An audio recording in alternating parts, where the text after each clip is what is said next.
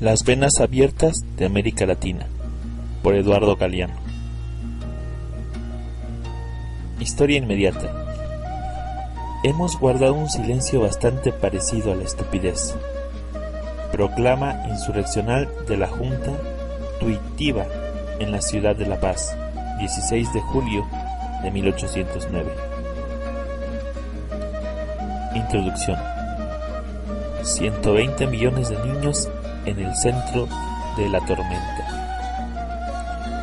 La División Internacional del Trabajo consiste en que unos países se especializan en ganar y otros en perder. Nuestra comarca del mundo, que hoy llamamos América Latina, fue precoz.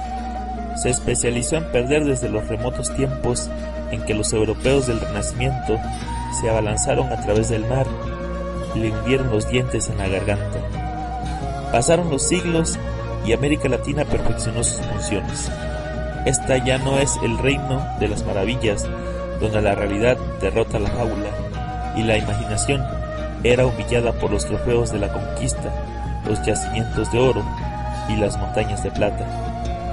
Pero la región sigue trabajando de sirvienta, continúa existiendo al servicio de las necesidades ajenas, como fuente de reservas de petróleo y el hierro, el cobre y la carne, las frutas y el café, las materias primas y los alimentos con destino a los países ricos que ganan consumiéndolos mucho más de lo que América Latina gana produciéndolos.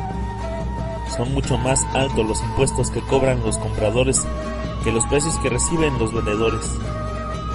Y al fin y al cabo, como declaró en julio de 1968 Kobe T. Oliver, coordinador de la Alianza para el Progreso, hablar de precios justos en la actualidad es un concepto medieval. Estamos en plena época de la libre comercialización. Cuanta más libertad se otorga a los negocios, más cárceles se hace necesario construir para quienes padecen los negocios. Nuestros sistemas de inquisidores y verdugos no solo funcionan para el mercado externo dominante,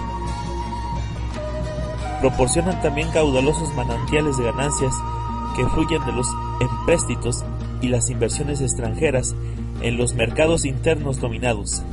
Se ha oído hablar de concesiones hechas por América Latina al capital extranjero, pero no de las concesiones hechas por los Estados Unidos al capital de otros países.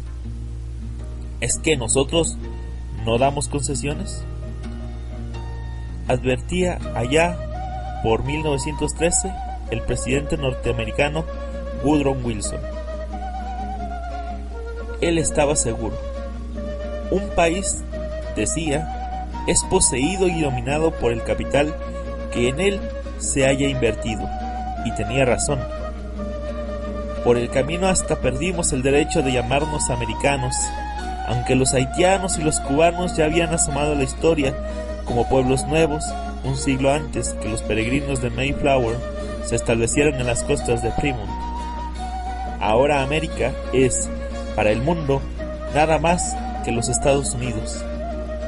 Nosotros habitamos, a lo sumo, una subamérica, una América de segunda clase, de nebulosa identificación.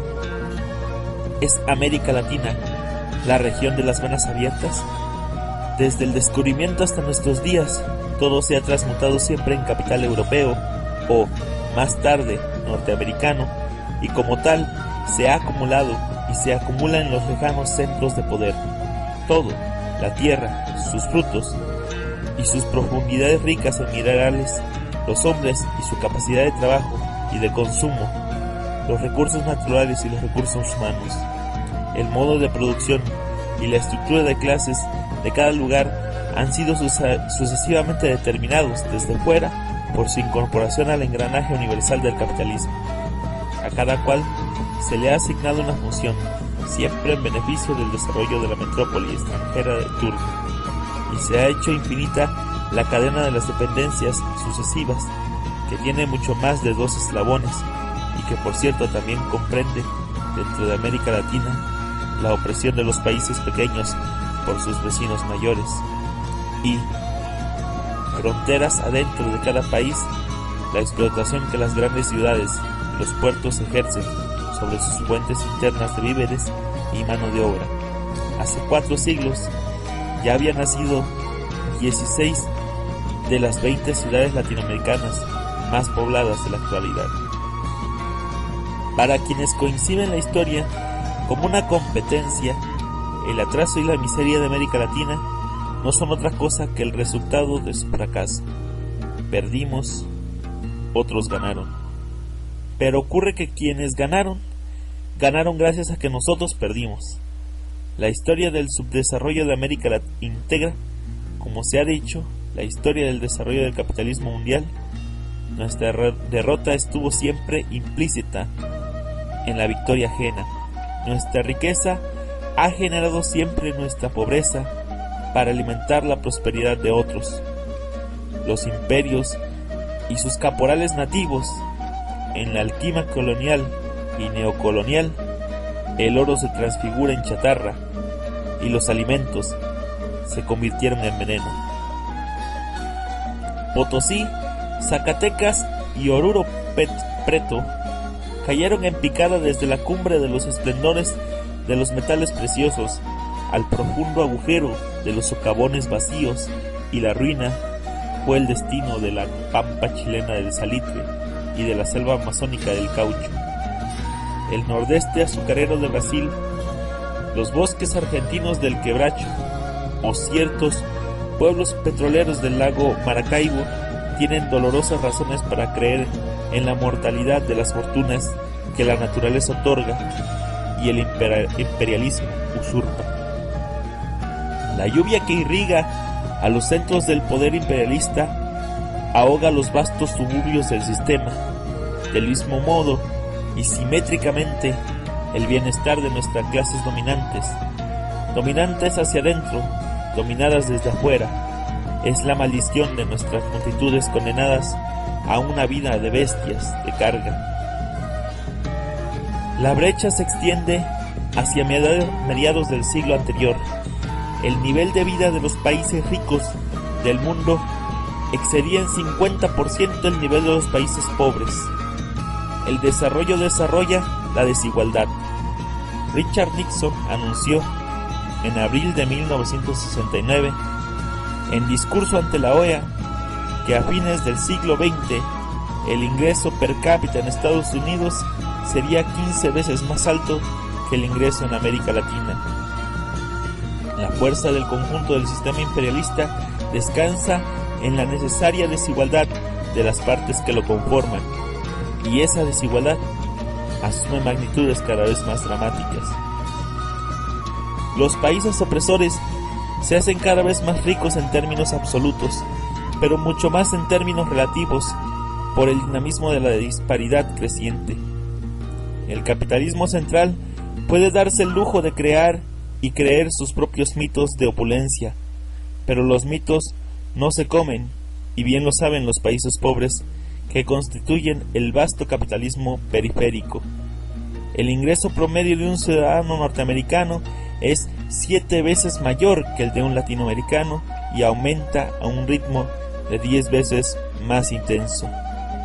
Y los promedios engañan por los insondables abismos que se abren. Al sur del río Bravo, entre los muchos pobres y los pocos ricos de la región. En la cúspide, en efecto, 6 millones de latinoamericanos acaparan, según las Naciones Unidas, el mismo ingreso que 140 millones de personas ubicadas en la base de la pirámide social.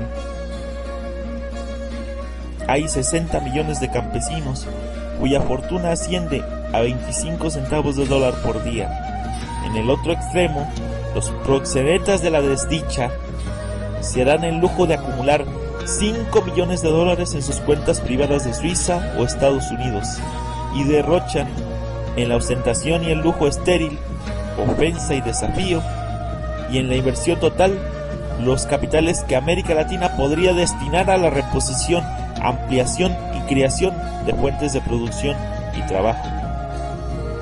Incorporadas desde siempre a la constelación del poder imperialista, nuestras clases dominantes no tienen el menor interés en averiguar si el patriotismo podría resultar más rentable que la traición, o si la mendicidad es la única forma posible de la política internacional. Se hipoteca la soberanía porque no hay otro camino. Las coartadas de la oligarquía confunden intensamente la impotencia de una clase social con el presunto vacío de destino de cada nación.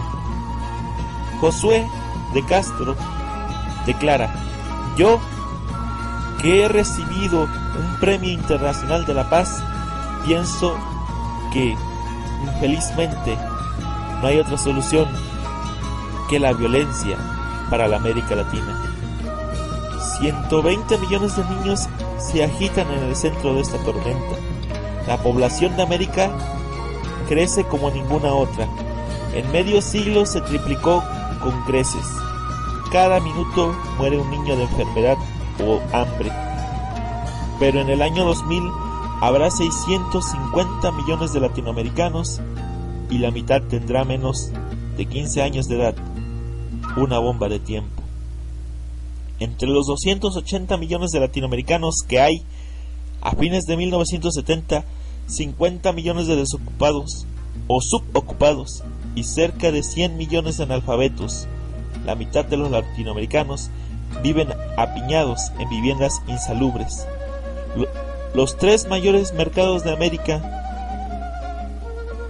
Latina, Argentina, Brasil y México, no alcanzan a igualar sumados la capacidad de consumo de Francia o de Alemania Occidental, aunque la población reunida en nuestros tres grandes excede largamente a la de cualquier país europeo. América Latina produce hoy en día, en relación con la población, menos alimento que antes de la última guerra mundial, y sus aportaciones per cápita han disminuido 3 veces, a precios constantes, desde la víspera de la crisis de 1929. El sistema es muy racional desde el punto de vista de los dueños extranjeros y de nuestras burguesías de comisionistas, que ha vendido el alma al diablo a un precio que hubiera avergonzado a Fausto. Pero el sistema es tan irracional para todos los demás que cuanto más se desarrolla, más se agudiza sus desequilibrios y sus tensiones, sus contradicciones ardientes, hasta la industrialización dependiente y tardía que cómodamente coexiste con el latifundio y las estructuras de la desigualdad, contribuye a sembrar la desocupación en vez de ayudar a resolverla. Se extiende la pobreza y se concentra la riqueza en esta región que cuenta con inmensas legiones de brazos caídos que se multiplican sin descanso. Nuevas fábricas se instalan en los polos privilegiados del desarrollo: Sao Paulo, Buenos Aires, la Ciudad de México. Pero menos mano de obra se necesita cada vez. El sistema no ha previsto esta pequeña molestia. Lo que sobra es gente, y la gente se reproduce. Se hace el amor con entusiasmo y sin precauciones. Cada vez queda más gente a la vera del camino, sin trabajo en el campo, donde el latifundio reina con sus gigantescos eriales, y sin trabajo en la ciudad, donde reina las maquilas. El sistema vomita hombres. Las misiones norteamericanas esterilizan masivamente mujeres y siembran píldoras, diafragmas, espirales, preservativos, almanaques marcados, pero cosechan niños porfiadamente. Los niños latinoamericanos continúan naciendo, reivindicando su derecho natural a obtener un sitio bajo el sol en estas tierras espléndidas que podrían brindar a todos lo que a casi todos niegan. A principios de noviembre de 1968, Richard Nixon comprobó en voz alta que la Alianza para el Progreso había cumplido 7 años de vida y, sin embargo, se había agravado la desnutrición y la escasez de alimentos en América Latina. Pocos meses antes, en abril, George W. Ball escribía en Life: por lo menos durante la próxima década, el descontento de las naciones más pobres no significará una amenaza de desnutrición del mundo. por vergonzoso que sea, el mundo ha vivido durante generaciones 2/3 pobre y 1/3 rico. Por injusto que sea, es limitado el poder de los países pobres. Val había encabezado la delegación de los Estados Unidos a la primera conferencia de comercio y desarrollo en Ginebra y había votado contra 9 de los 12 principios generales aprobados y por la conferencia con el fin de aliviar las desventajas de los países subdesarrollados en el comercio internacional. Son secretas las matanzas de la miseria en América Latina. Cada año estallan silenciosamente, sin estrépito alguno, 3 bombas de Hiroshima sobre estos pueblos que tienen la costumbre de sufrir con los dientes apretados. Esta violencia sistemática, no aparente pero real, va en aumento. Sus crímenes no se difunden en la crónica roja, sino en las estadísticas de la FAO. Paul dice que la impunidad es todavía posible porque los pobres no pueden desencadenar la guerra mundial, pero el imperio se preocupa, incapaz de multiplicar los panes, hace lo posible por suprimir a los comensales. Combata la pobreza, mate a un mendigo. Garabateó un maestro del humor negro sobre un muro de la ciudad de La Paz. ¿Qué se proponen los herederos de Malthus sino matar a todos los próximos mendigos antes de que nazcan? Robert McNamara, el presidente del Banco Mundial, que había sido presidente de la Ford y secretario de Defensa, afirma que la explosión demográfica constituye el mayor obstáculo para el progreso de América Latina y anuncia que el Banco Mundial otorgará prioridad en sus préstamos a los países que apliquen planes para el control de la natalidad. McNamara comprueba con lástima que los cerebros de los pobres piensan un 25% menos y los tecnócratas del Banco Mundial, que ya nacieron, hacen zumbar las computadoras y generan grabalenguas sobre las ventajas de no hacer. Si un país en desarrollo que tiene una renta media per cápita de 150 a 200 dólares anuales logra reducir su fertilidad en un 50% en un periodo de 25 años, al cabo de 30 años su renta per cápita será superior, por lo menos en un 40%, al nivel que hubiera alcanzado de lo contrario, y 2 veces más elevada al cabo de 60 años, asegura uno de los documentos del organismo. Se ha hecho célebre la frase de Lyndon Johnson: $5 invertidos contra el crecimiento de la población son más eficaces que $10 invertidos en el crecimiento económico. Dwight Eisenhower pronosticó que si los habitantes de la Tierra seguían multiplicándose al mismo ritmo, no solo se agudizaría el peligro de la revolución, sino que además se produciría una degradación del nivel de vida de todos los pueblos, el nuestro inclusive. Los Estados Unidos no sufren fronteras adentro. El problema de la explotación de natalidad, pero se preocupan como nadie por difundir e imponer en los 4 puntos cardinales la planificación familiar. No solo el gobierno, también Rockefeller y la Fundación Ford parecen pesadillas con millones de niños que avanzan como langostas desde los horizontes del tercer mundo.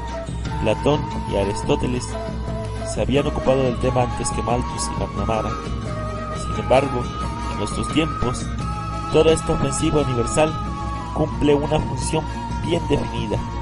Se propone justificar la muy desigual distribución de la renta entre los países y entre las clases sociales, convencer a los pobres de que la pobreza es el resultado de los hijos que no se evitan y poner un dique al avance de la furia de las masas en movimiento y rebelión. Los dispositivos intrauterinos compiten con las bombas y las metrallas. En el sudeste asiático, en el esfuerzo por detener el crecimiento de la población de Vietnam, en América Latina resulta más higiénico y eficaz matar a los guerrilleros en los úteros que en las sierras o en las calles. Diversas misiones norteamericanas han esterilizado a millares de mujeres en la Amazonía, pese a que esta es la zona habitable más desierta del planeta. En la mayor parte de los países latinoamericanos la gente no sobra, falta. Brasil tiene 38 veces menos habitantes por kilómetro cuadrado que Bélgica. Paraguay 49 veces menos que Inglaterra. Perú 32 veces menos que Japón. Haití y El Salvador, hormigueros humanos de América Latina, tienen una densidad de población menor que la de Italia. Los pretextos invocados ofenden la inteligencia. Las intenciones reales encienden la indignación. Al fin y al cabo, no menos de la mitad de los territorios de Bolivia, Brasil, Chile, Ecuador, Paraguay y Venezuela está habitado por nadie. Ninguna población latinoamericana crece menos que la de Uruguay, país de viejos, y sin embargo, ninguna otra nación ha sido tan castigada en los años recientes por una crisis que parece arrastrarla al último círculo de los infiernos. Uruguay está vacío y sus praderas fértiles podrían dar de comer a una población infinitamente mayor que la que hoy padece sobre su suelo tantas penurias. Hace más de un siglo, un canciller de Guatemala había sentenciado proféticamente: sería curioso que del seno mismo de los Estados Unidos, de donde nos viene el mal, naciese también el remedio. Muerta y enterrada la Alianza para el Progreso, el imperio propone ahora, con más pánico que generosidad, resolver los problemas de América Latina, eliminando de antemano a los latinoamericanos. En Washington tienen ya motivos para sospechar que los pueblos pobres no prefieren ser pobres, pero no se puede querer el fin sin querer los medios.